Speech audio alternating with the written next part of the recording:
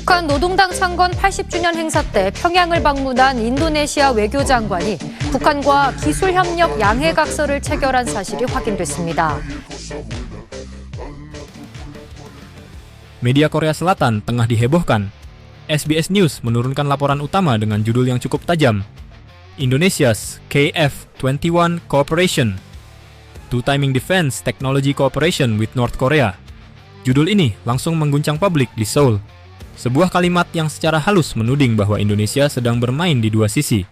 Di satu sisi menjadi mitra utama Korea Selatan dalam proyek jet tempur KF-21 Boramae. Namun di sisi lain, membuka pintu diplomasi dengan musuh bebuyutan Seoul, Korea Utara. Reaksi pun muncul seketika. Media, analis, hingga netizen Korea Selatan ramai membahas satu hal yang sama. Apakah diplomasi Indonesia ke Pyongyang bisa membahayakan proyek jet tempur bersama KF-21?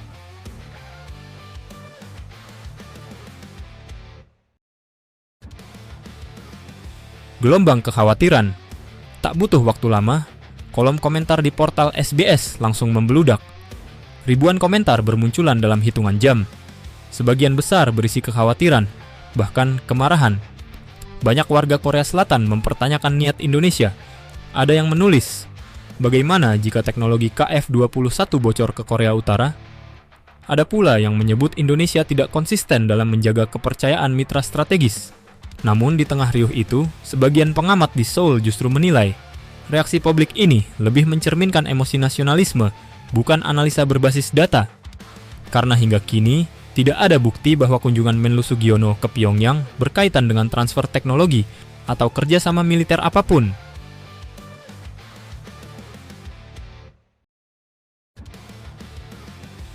Independensi diplomasi Indonesia. Jika kita lihat lebih dalam, pemberitaan SBS tadi memperlihatkan satu hal penting.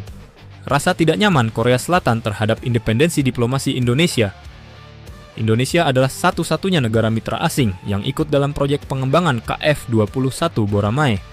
Bagi Seoul, kerjasama ini bukan sekadar teknis, melainkan simbol kepercayaan dan kedekatan politik. Namun Indonesia sejak awal punya garis diplomasi sendiri.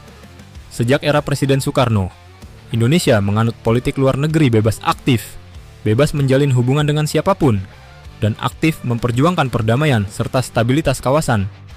Hubungan diplomatik dengan Korea Utara sudah berlangsung lebih dari setengah abad. Bahkan, Pyongyang dan Jakarta pernah menjalin hubungan hangat di bidang budaya, olahraga, dan kemanusiaan. Jadi, langkah Menlu Sugiono membuka dialog baru dengan Korea Utara bukanlah hal aneh, melainkan kelanjutan dari tradisi diplomasi Indonesia yang konsisten.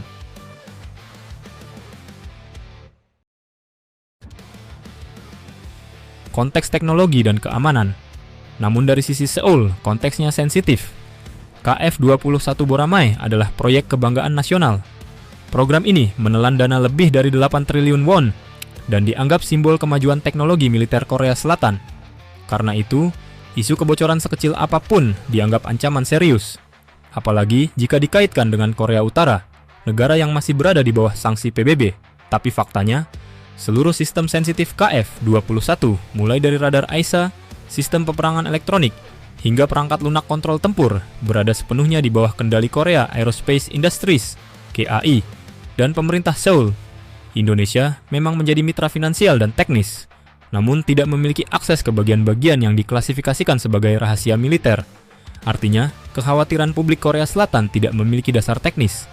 Yang terjadi adalah kekhawatiran emosional akibat persepsi, bukan akibat data faktual.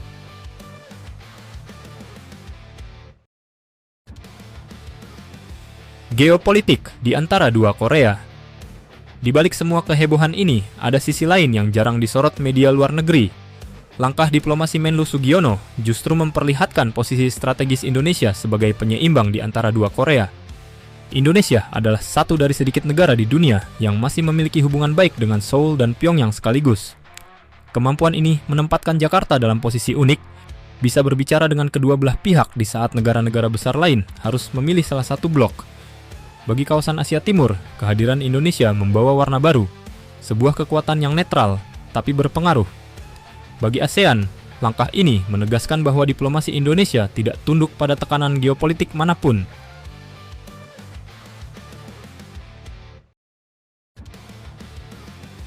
garis halus antara kekuatan dan kedaulatan. Media Korea boleh saja menilai langkah ini berisiko. Namun bagi Indonesia, inilah wujud kedewasaan dalam berpolitik global. Menjaga kerjasama strategis dengan Korea Selatan tanpa harus menutup pintu diplomasi dengan pihak lain. Diplomasi sejati bukan tentang memilih pihak, melainkan tentang menjaga keseimbangan antara kepentingan dan kehormatan bangsa. Menlu Sugiono, lewat langkahnya di Pyongyang, menunjukkan wajah Indonesia yang berdaulat, tenang, rasional, namun tetap dihormati. Dan dari sini, dunia kembali diingatkan bahwa Indonesia bukan pengikut, melainkan pemain mandiri yang menjaga jembatan, bukan membangun dinding. Dalam dunia yang makin terbelah, kekuatan sejati bukanlah senjata, melainkan kemampuan untuk berbicara dengan semua pihak, tanpa kehilangan jati diri